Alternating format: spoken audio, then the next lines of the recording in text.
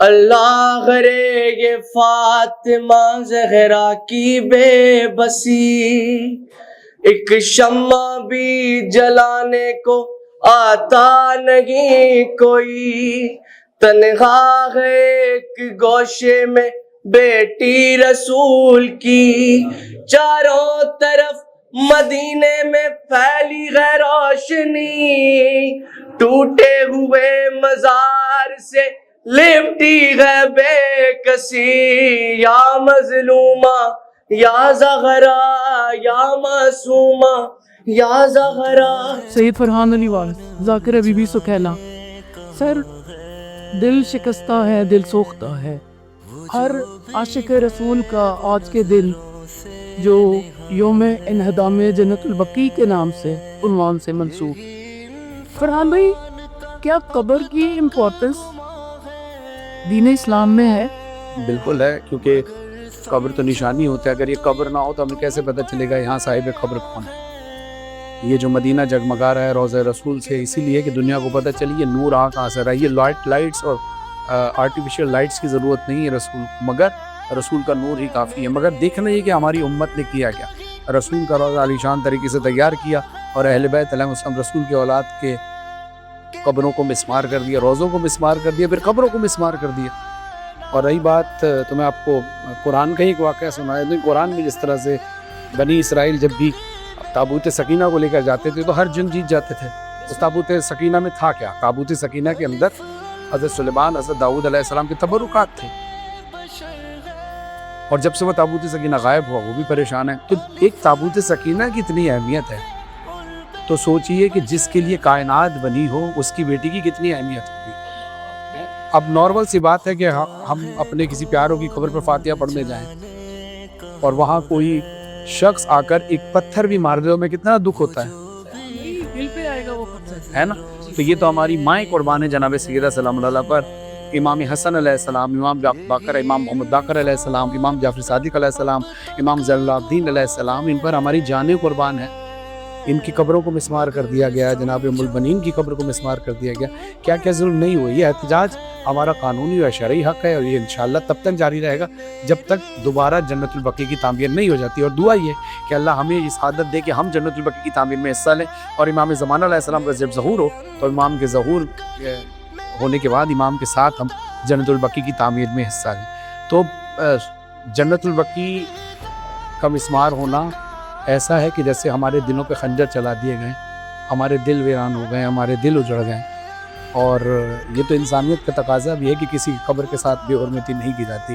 اسلام کا تقاضا یہ ہے کہ کسی جنازے کی بے حرمتی نہیں کی جاتی، تو پھر جنازے کے بعد، قبر بننے کے بعد قبر کو ڈھا دیا جائے، جہاں شریعت کا قانون، یہ قانون جس گھرانے سے چلا اسی گھرانے کے ساتھ یہ ظلم ہوا۔ تو یہ میسج آنے والی نسلوں تک جاری رہنا چاہیے، اور اس کو چھپانا نہیں چاہیے۔ سر، آپ کی معرفت کو سلام، جو تابوت سکینہ کا آپ نے ریفرنس دیا ہے، یقیناً اگر نبیوں کے لباس اتنے مبرکت ہیں تو یہ تو سلطان الانبیاء کی بیٹی ہے میں ابھی۔ فرحان بھائی، نوجوان کے لیے آج کے دن کے حوالے سے خصوصی وظیفہ، کوئی سبق وہ کیا کرے؟ جب ہم کسی بجلی بند ہو جائے اور گیس نہ آئے تو ہم روڈ سڑکوں پر چلے جاتے ہیں، بھوک ہڑتال کر لیتے ہیں۔ اس سے کیا ہوتا ہے، جو درد دل لگتے ہیں وہ آپ سے آ کر پوچھتے ہیں وجہ کیا ہے بتاؤ، تاکہ ہم آپ کے مطالبات سنیں۔ اس پر اگر ہم توڑ پھوڑ نہیں کرتے، اس میں گھر نہیں جلاتے، ہم کسی کی دکانوں کو نہیں توڑتے، ہم خود اپنے آپ کے سینے پہ، ہم اپنے سینے پیٹتے ہیں، ہم خود روتے ہیں۔ اور یہی احتجاج ہے، یہی مجلس اعضاء کا احتجاج ہے۔ یہ احتجاج کا طریقہ جناب زینب عالیہ نے سکھایا تھا، جب شام کے دربار سے رہائی پا کر بیوی نے کہا تھا کہ ہمیں مجلس کرنے کی اجازت دو۔ یہ مجلس اعضاء ایک احتجاج ہے، اور یہ ہمارا قانونی اور شرعی حق ہے، اور یہ ہم کرتے رہیں گے انشاءاللہ جب تک جنت البقیع کی تعمیر نہیں ہوگی۔ علی رضا نوشی صاحب مدینہ منورہ کی تشریف لے گئے، جی، تو معصومین کے لیے بھی زیارت سیدہ سلام اللہ علیہ کے لیے بے شک یقیناً جو ہم ویڈیوز میں دیکھتے ہیں، انٹرنیٹ پہ موجود ہے، وہاں پہ پتھروں کے ساتھ نشان دہی کی گئی ہے، لیکن وہاں پہنچ کے ایک مومنٹ، ایک مسلمان جو ان کا حقدار ہے، اور ماشاءاللہ آپ کو مولا نے فخر بخشا، اعزاز بخشا، آپ ان کے ذاکر بھی، شکر ہے مولا۔ وہاں کی کیفیت کچھ ہمیں بتائے گی، کیا کیفیت تھی وہاں جب آپ کو قبر کے قریب بھی نہیں جانے دیا گیا؟ واقعی وہاں پہ جو محرومیت محسوس ہوئی بھائی جان وہ کبھی شام اور کربلا کی زیارتوں میں بھی نہیں محسوس ہوئی. بڑی تکلیف دہ بات ہے کہ ہم جا کے وہ زیارت بھی نہیں کر پاتے جس کے لیے ہم اتنی تگود ہو کر کے وہاں پہ جاتے ہیں. انیس دوراں جناب شوکت رضا شوکت صاحب شاعر اہل بیت بقیہ کے حوالے سے بالخصوص نوجوان کیا حصہ ڈالے, اس کا وظیفہ کیا ہونا چاہیے کہ وہ بقیہ کی تعمیر نو کے لیے حمایتی بن جائے اور رسول اکرم صلی اللہ علیہ وآلہ وسلم اس سے خوش ہو. دیکھیں صورتحال یہ ہے بسم اللہ الرحمن الرحیم کہ امت مسلمہ کو ایک غلط فہمی ہے کہ بقی میں جنت البقی کے اس قبرستان میں 8 ایکڑ پہ مشتمل اس جاگیر میں صرف اہل بیت کی قبور ہیں اور شیعہ اس لیے احتجاج کرتے ہیں. ایسا نہیں ہے.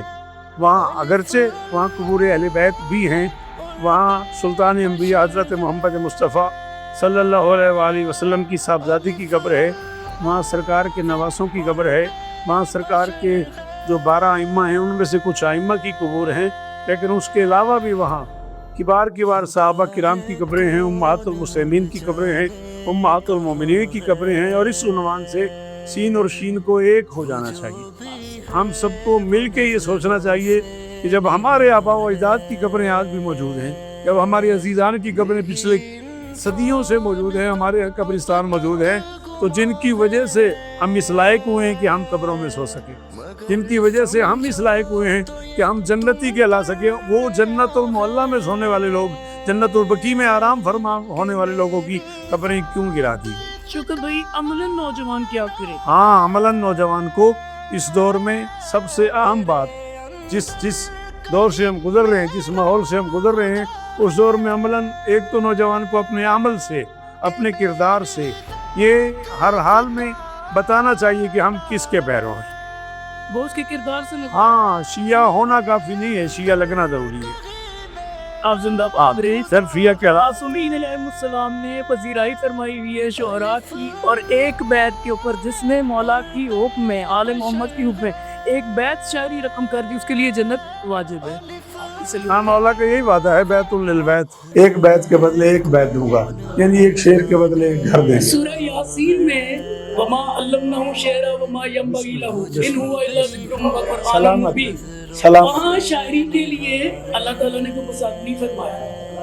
نہیں, وہ صرف اس لیے تھا, اللہ نے اپنے حبیب کو اس لیے منع فرمایا تھا کہ عرب کے لوگ قرآن مجید کو صرف شاعری نہ سمجھ لیں اور نظر انداز نہ کریں. آپ زندہ باد رہے. آپ سلامت. پروردگار آپ کی الف اللہ ہے اور بے بشر ہے.